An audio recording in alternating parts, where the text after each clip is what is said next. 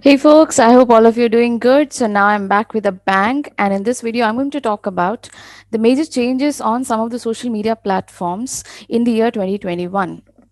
So before you start watching this video, make sure you subscribe to this channel and make sure you follow up on the updates on this channel.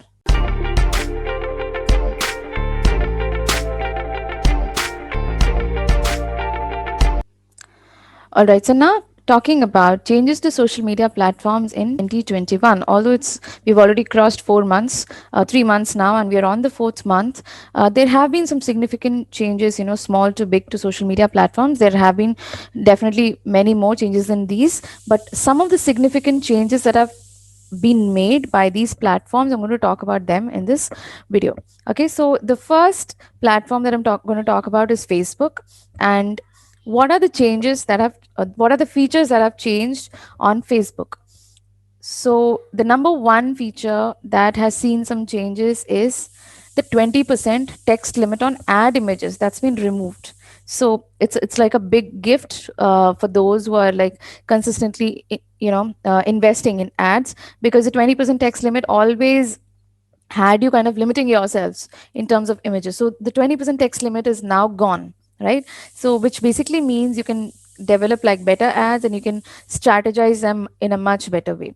Second thing is focus on improving organic reach. So focus on building networks and communities. So this year Facebook has apparently decided to pay more attention to organic reach, so that even people who are not running ads will be able to reach out to more number of people through organic reach. So things like sharing, comments, then kind of posting on groups, all of these aspects of Facebook, kind of advertising on Facebook, without really paying any money, is known as the organic reach. And the level of reach that you acquire by doing all these activities is what is known as the organic reach. So Facebook kind of is measuring the organic reach this year and is ensuring that that's kind of used properly by all those who are conducting business on the platform, okay, or those who have business pages. Okay, focus on meaningful interaction rather than business ads. Okay, so Facebook is kind of paying more attention to what is appearing on people's feeds this year. Okay, so if you look at the last year, it was full of ads. The moment you entered Facebook, you would see more number of ads um, than as compared to normal feed posts which usually appear. So Facebook is paying more attention to meaningful interaction. Like for example, if I have my Facebook profile, then what is the kind of stuff that's appearing on my feed? Is it really useful to me or not? So this year Facebook is paying more attention to that, and it's ensuring that your feed is full of useful interaction and not just ads and sales and all of that. Okay, then more features on Facebook Creator Studio to track insights for videos and lives especially. So as you know, Facebook Lives is a very significant part of your marketing endeavors. So Facebook Creator Studio, which kind of integrates Instagram and Facebook, and you can actually kind of schedule posts on both these platforms together using the Facebook Creator Studio. Facebook is paying more attention to that, and it's adding more features to that. So all already, like Facebook Creator Studio has a good number of features, but more features are being added to it. Okay, and the ability for you to track insights for the videos and especially the lives that you do is going to be better on the Facebook Creator Studio. Now, limit on the number of ads that brands can run. Basically, earlier, kind of pages were running random number of ads. There was no fixed number of ads, but apparently this year Facebook has decided to limit the number of ads. So I'm not sure whether the number of ads, the exact number has already been revealed, but there is definitely a kind of there's definitely going to be like a limit on the number of ads that brands can run on Facebook. So this is kind of this is an important feature that is going to change on Facebook. Okay, and then the next one is increased ability to identify spammy posts and clickbaits. So again, coming to the same point, Facebook is featuring more on the qualitative posting that's done on Facebook, and what is being shared and what is being commented on. The quality is kind of given more attention on Facebook. Okay, so increased ability to identify spammy posts and clickbait. So If there is a page, or if there is somebody who's been making spammy posts and kind of making clickbaits to just bring people to actually click on their ads, that will not work basically. Not really ads, okay. Let me say, there is somebody who's making posts just to attract people and it doesn't have any stuff or quality on it, so that will be ranked lower, as per the Facebook algorithm. So definitely the focus this year is more on the quality of the content that is posted, in terms of images, in terms of text, as well as in terms of videos. Then focus more on posts that create natural engagement. Okay. So again, coming to the same point of spammy posting and clickbaiting. Okay. Instead of clickbaiting and spammy posting, what are the posts that are actually creating more engagement? Okay. And whether real people are engaging on it. Okay, that's extremely significant. That's always been very important. Now it's kind of gained more importance for the Facebook algorithm. And then, of course, algorithmic changes for group and event posts. So if you're someone who's running an event, and you would have observed that last year there was something called the event ad, something called ads only for the events that Facebook had started. So this year again, there are more features going to be added to this. So algorithmic changes for group and event posts. So if you're someone who wants to who's just starting with your Facebook ads, then this is one category of ads that you should look out for. Okay. So how can you actually use this platform differently this year than the last year?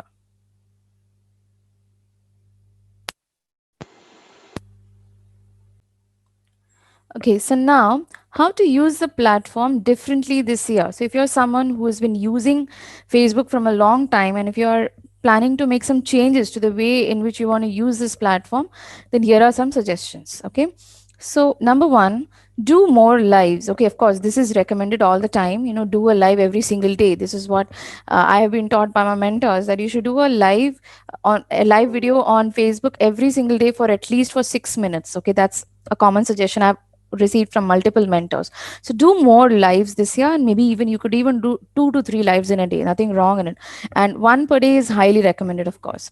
So do more lives, and that's going to kind of rank you higher in terms of the algorithm. Okay, then plan separate ad costs for events. Okay, because as I said, the event ads, the event ad posts are going to be separate from all the different types of other ad posts that you're making. So plan separate ad costs for events. That's an important strategy that you could use differently this year.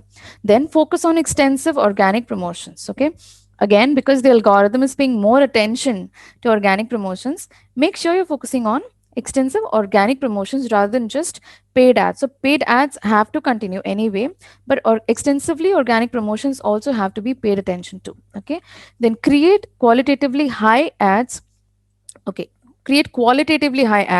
with good number of relevant text on them. So because the 20% text limit has been removed, you can definitely create better posts with more text on it. Of course, the text has to make sense. That's a very important step. So make sure that the posts are qualitatively high. Okay, so instead of quantity, focus on the quality. And then, of course, plan your number of ads well. Again, if you have a business, and if there is a limit on the number of ads that you can run, you have to plan your ads very clearly. Because if you kind of plan for more number of ads, if you're not able to run all those ads, then kind of your plan goes astray. So make sure you're planning your number of ads really well. Okay. Then coming to Twitter. Okay, what are some of the significant changes on Twitter? So some of the feature changes, okay, that have been made by Twitter is verification badges from inactive, incomplete accounts will be removed. Okay, verification badges from inactive and incomplete accounts will be removed. So pay attention to this. Okay, if you are somebody who is already verified on Twitter, that is, if you have a blue tick mark against your name, okay, then verification badges from inactive or incomplete accounts. If your account is found to be incomplete, okay, or if there is something contradicting on your account, and if you're not really that persona which you're projecting yourself to be, verification badge will be removed. Likewise, if you've not been active from a long time, right, that is, if you are kind of docile or passive for a long time, verification badge will be removed. So make sure that you are like active. One. Second, make sure that your account is complete and all the information that you have provided there is relevant and accurate. Okay, then applications for verification button will be more thoroughly checked. So applications for verification button, see, not everybody would want to apply for verification, but if you're someone who's been active on Twitter and if you're planning to do this, then make sure that the application has you know more of your achievements mentioned on it, more of the awards that you have received, and of course the information that you're mentioning there has to be really accurate and appropriate and something that's allowed on that's preferred by the platform. Okay, then new feature called communities. So communities is a feature wherein users can create groups around topics. So this is a kind of a new feature which is similar to the group feature, but it's obviously, again, Twitter is a very idea based platform wherein people are sharing ideas all the time. So users can create groups around topics, and those are called communities over there. Okay, the new feature called super followers, wherein users can charge followers to read additional content that is worth paying for. So this is kind of a big feature wherein you can actually start charging for people to read your tweets. So especially influencers who have like a huge number of followers can actually start charging their followers. So some of the things that you could do for charging the users is, one is bonus tweets. Like for example, if you are making like say 2 to 3 tweets in a day, then you can make like 50 tweets in a day and call them the bonus tweets, and those can be paid. Likewise, access to a community group.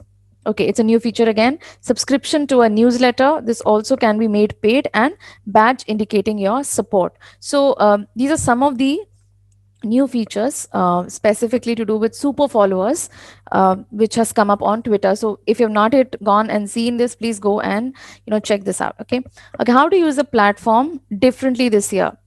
So one is focus on posting content more regularly, obviously, because like just like any other platform, the engagement level is determined by how much content you're posting and how regularly you're doing that. So please do that.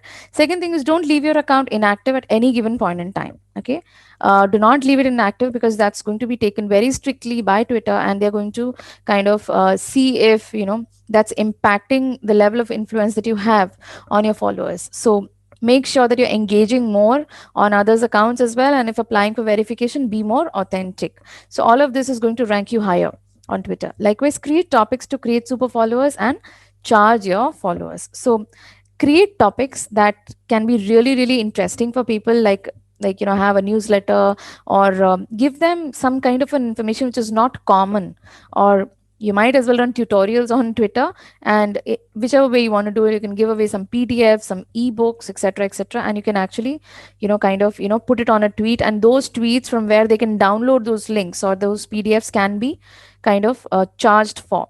So this is how you can use Twitter differently this year. So if you're not yet active on Twitter, make sure you go create a Twitter account and implement these features or start using these features. Okay, the next, the feature changes on LinkedIn. I mean, not one of my, this is like my favorite platform. So what do you do on LinkedIn? One is profile headline characters have changed. The number of characters is now 220. So the allowed number of profile headline characters, it was earlier 158, now it is 220. So this is good news, because you can use that space to write better headlines. Then add pronunciation of your name, extremely important feature. If you go to Facebook, then there is a kind of there's a space where you can record your voice and you put it up, and the pronunciation of your name appears more fluently. Okay, then add polls and events to posts. If you're someone who's been making regular posts on LinkedIn, you can add polls and events to it. Then away message for premium users. Okay, you can also specify away message for premium users, but you have to be a premium user for it. So only if you're a premium user, you'll be able to kind of put like a notification which will be like an auto away message when you're away. Okay, just like how you do on an email. Then stories on LinkedIn, you should focus more on stories on LinkedIn, similar to Instagram or Facebook. Stories are smaller clippings or smaller videos, or kind of a few second stories which really impact people. So schedule a video meeting in a message, create either an instant meeting link or schedule a future meeting, and this is for premium users, and you can do this, and this can help you with kind of fixing up appointments with people. Okay, then dwell time assessed on your posts. So LinkedIn has now started assessing the dwell time. Okay, earlier dwell time, it's what is dwell time now? It's very similar to what on all the other platforms. For example, on YouTube, dwell time is a time that people spend on your videos, right? It's a time that people for how long people have watched a specific video. That's a dwell time. Okay, so if someone has watched a video for just 5 minutes and they have gotten out of it, then the dwell time is low, obviously.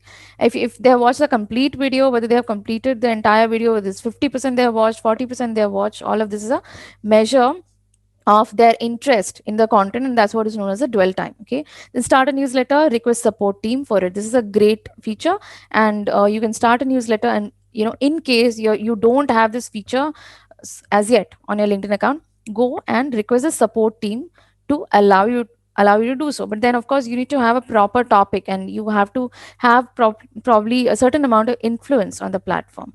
So make sure if you have access to this feature, you're doing it. So start a newsletter, and start impacting more number of people. Okay, then how to use the platform differently this year. One is focus on long posts. Okay, long form posts everywhere, whether it's Facebook or LinkedIn, has its own impact, right?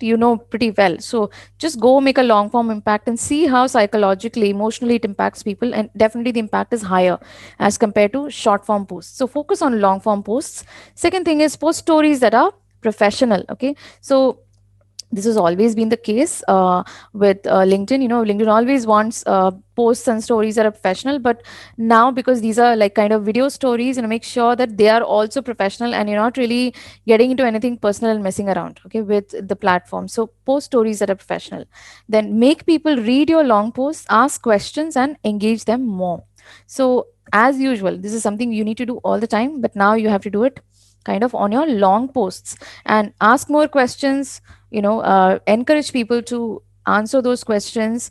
Make sure you're engaging them more. Make sure you're thanking the people who are commenting below, etc., etc. All of this is important. Then start a newsletter if you must. Okay, so if you have that newsletter feature activated, please start a newsletter. That will be very useful, and in the long run, the more number of subscribers that you have, more number of people will start reading the content that you're posting, and it will definitely help you in growing your business and in kind of growing your influence manifold. Okay, then you have host events on LinkedIn and advertise them. So if you're someone who has been hosting the events only on Facebook so far, try LinkedIn now, because LinkedIn should have had this events feature a long time back, especially because it is the professional network for everybody. So if you've not yet, if you gone and checked out this feature, please do it. And if you're someone who holds like regular events, use LinkedIn simultaneously with Facebook, or maybe LinkedIn separately, or Facebook separately, however it is more convenient to you, but use it, because events on LinkedIn, again, because your connections are professional connections, it will help you in growing your network and growing your influence in a much much more professional way. So these are the three platforms that I've covered, primarily Facebook, Twitter, and LinkedIn. Okay.